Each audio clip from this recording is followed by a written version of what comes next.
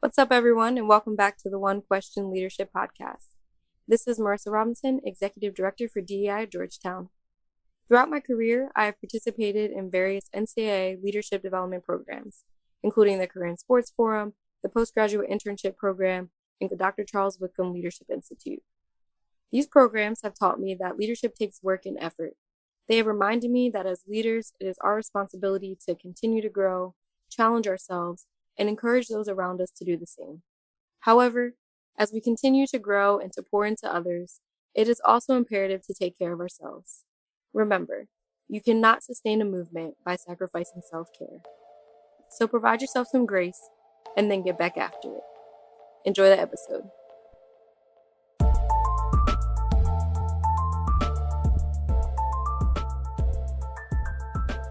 Greetings, this is Ty Brown, and welcome to the One Question Leadership Podcast, where we highlight executive and organizational leadership. Be sure to follow us on Twitter and Instagram at 1Q Leadership. I am here at the 2022 NACTA Convention, joined by Tiffany Edlin. Tiffany is a Senior Associate Athletics Director and SWA at Long Beach State. Greetings, Tiffany. Thanks for joining us. Thank you so much for having me. Now, Tiffany, I have you on because Andy Fee said that you are going to be the best guest in the history of the One Question Leadership Podcast, right? So I want to make sure I got you on. He's also the best boss. Is he the best boss? Okay. But one thing he did mention was that you are excellent at strategic thinking, right? Working on strategic plan, thinking longer than 1 year out in terms of the department and what you do. So I wanted to have you on to talk about that. I had a recent conversation with Jeffrey Mearns, who's the president at Ball State, about strategic planning. And part of the conversation was, how do you think long-term and not be paralyzed about the past and what's currently happening now, right? How do you use that really to inform long-term thinking? So I wonder about your thoughts on that.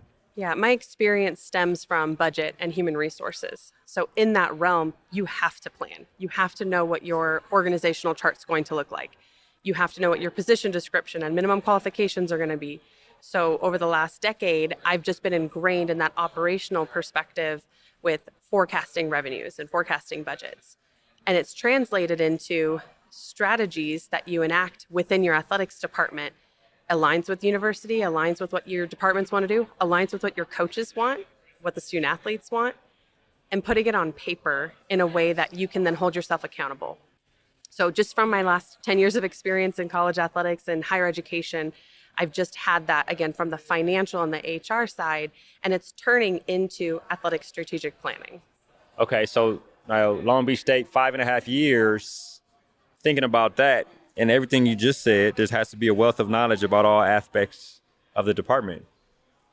And there probably has to be a wealth of knowledge about not all aspects, but a big chunk of the actual campus in terms of how athletics is a part of the academic mission of the campus. So tell me about learning everything, knowing every single corner of athletics in order to be able to create a strategic plan and think strategically. Well, first of all, in college athletic administration, if you worked in college athletics in COVID, you get to add 5 years of experience. Yeah, right, so I've been there exactly. 10 and a half years. Thank you very much.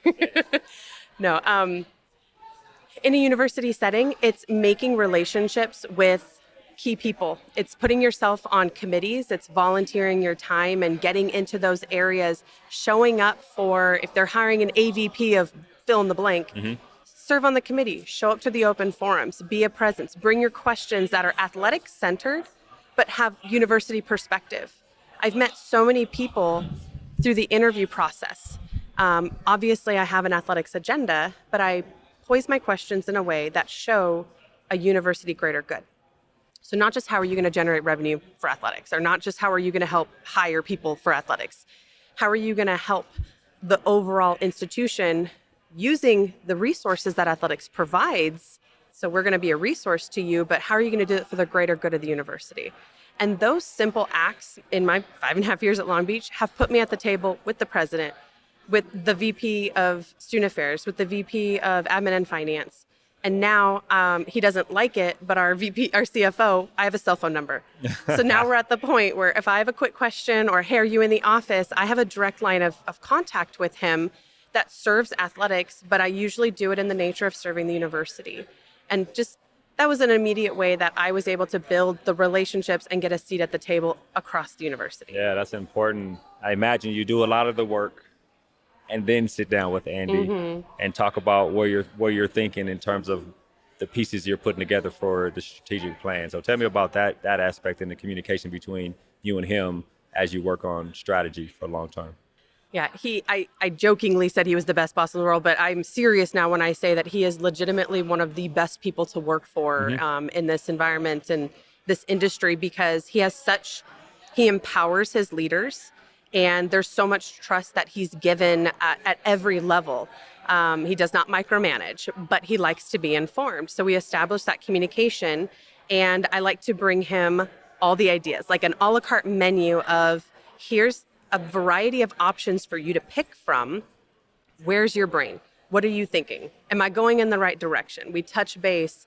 I don't want to bog him down with a 32-page backup document, but I have it ready in case he wants to dig into the weeds, right? So that's me doing my part.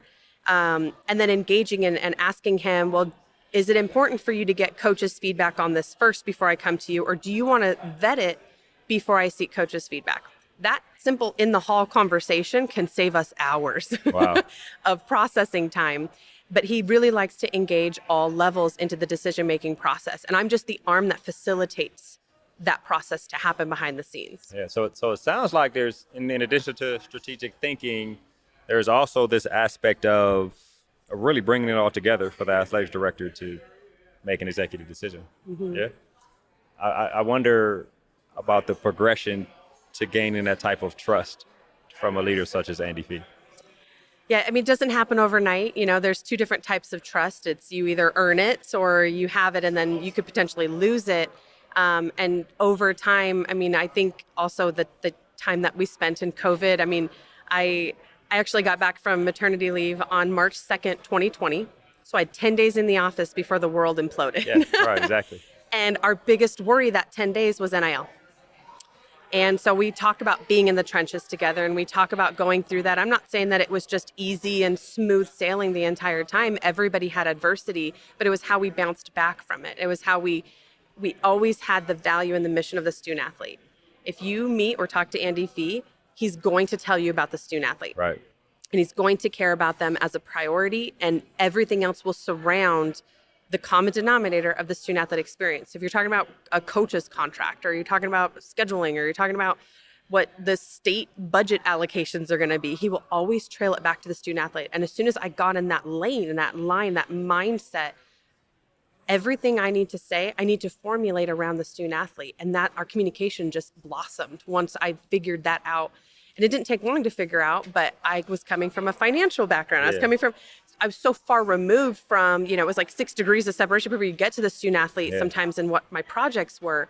But when I framed it in how is this going to, no matter how many degrees, impact positively or negatively the student athlete, then I was able to formulate the trust and that we built better communication through that. How long did it take to get to that point, to understand that? Because, I mean, you know, the habits we have, the synapses that are well entrenched in our brains sometimes take a while to get out of those habits and remap new synapses. Yeah. So tell me about how long it took for you to Well, let me say, I would probably be honest to say every year it intensifies or it gets better. Okay. So probably the first year, you know, you're meeting your new AD, and I had only gotten there about 6 months before he did, and learning the lay of the land, and, you know, and then we had our 1-year anniversary together, and it was kind of like, all right, next.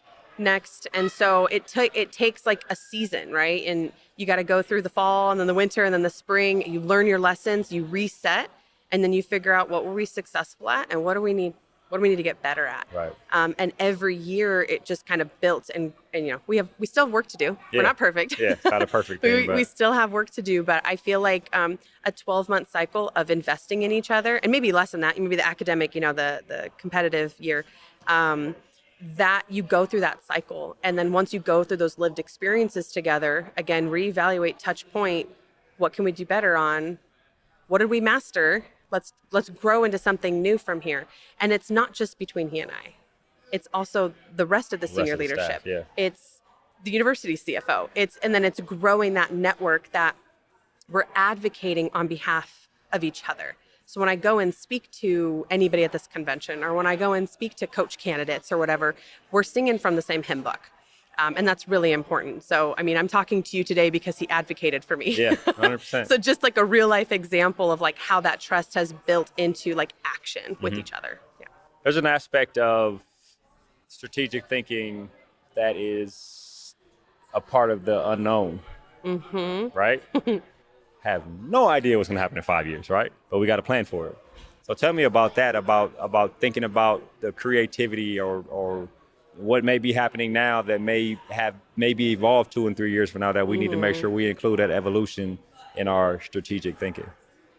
That has been a growing pain point for me, Right. Honestly. I am very numbers and facts and data. If you do one of those like personality communication style guides, bring me the data, give me 48 hours, I'll get back to you. And so in this constant changing environment that we're in, you do need idea people. You do need people that are going to throw it all up against the wall and see what sticks. And Andy Feet is one of those individuals.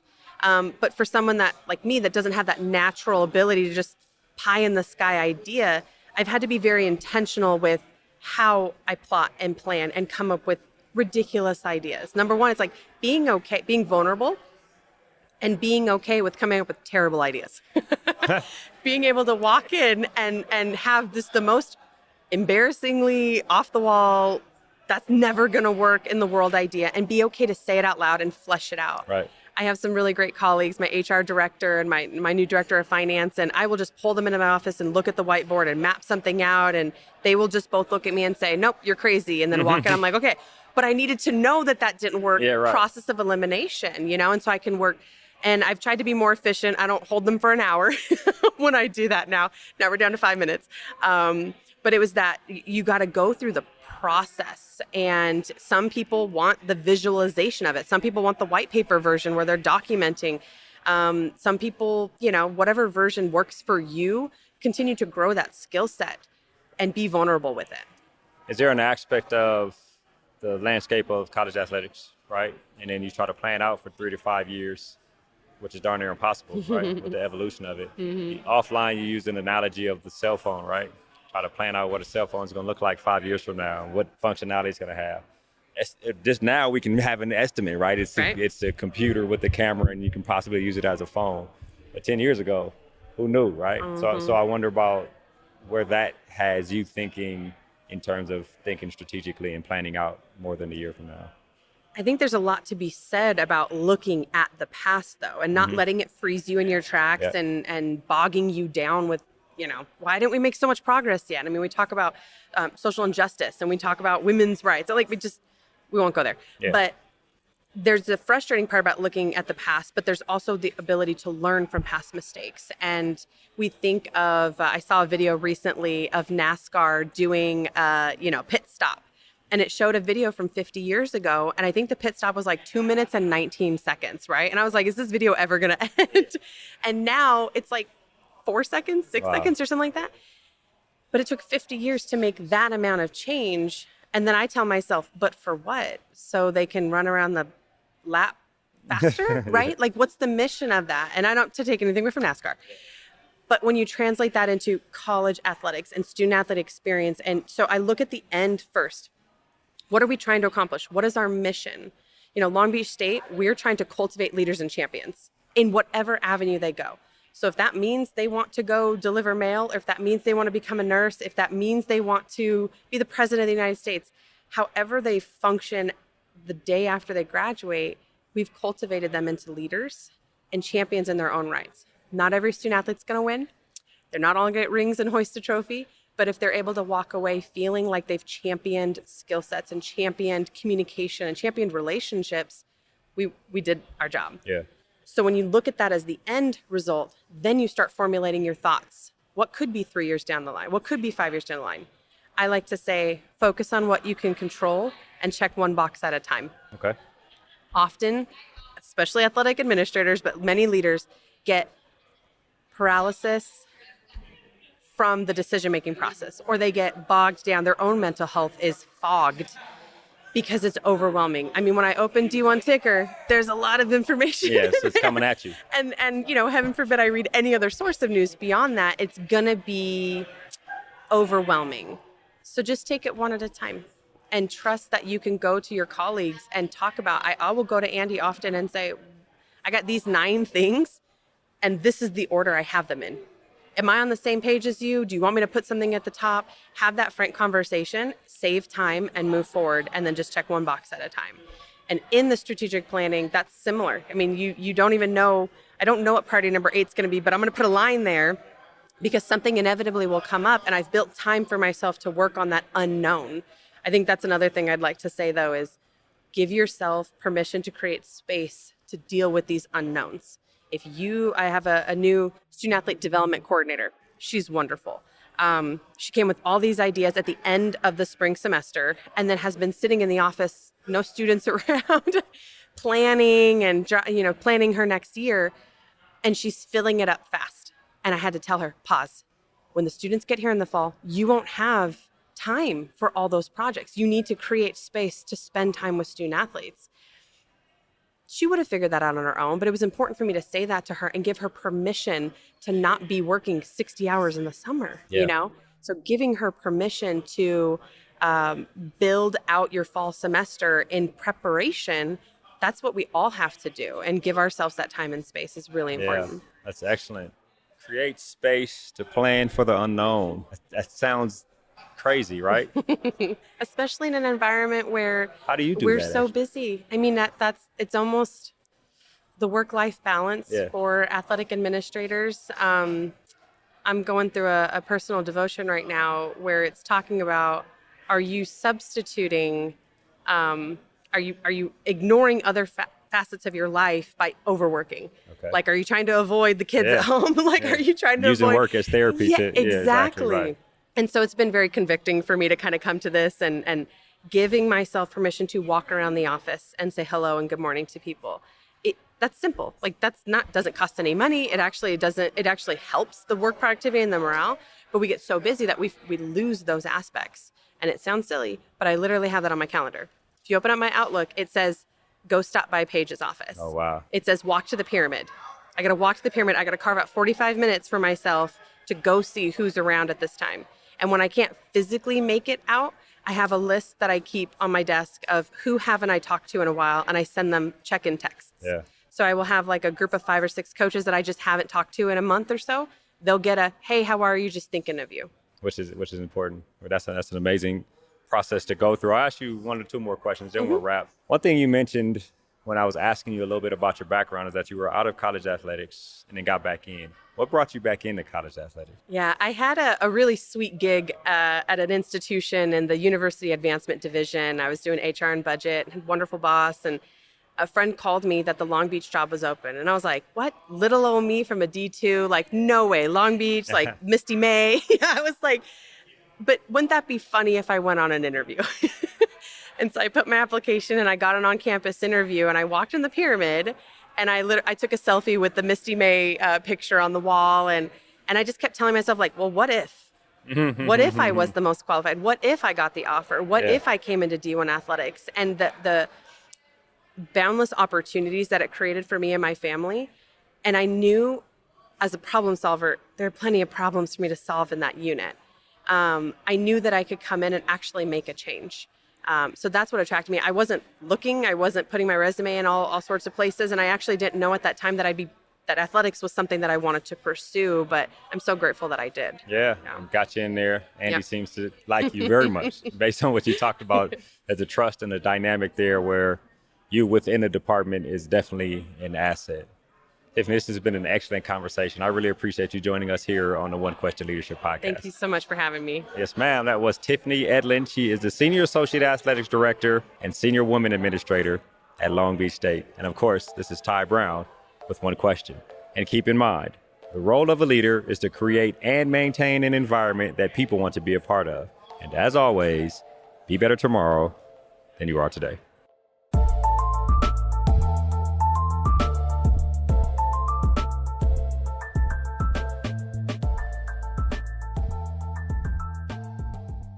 This episode of the One Question Leadership Podcast is produced by Spades Media Group, solving problems using creative leadership.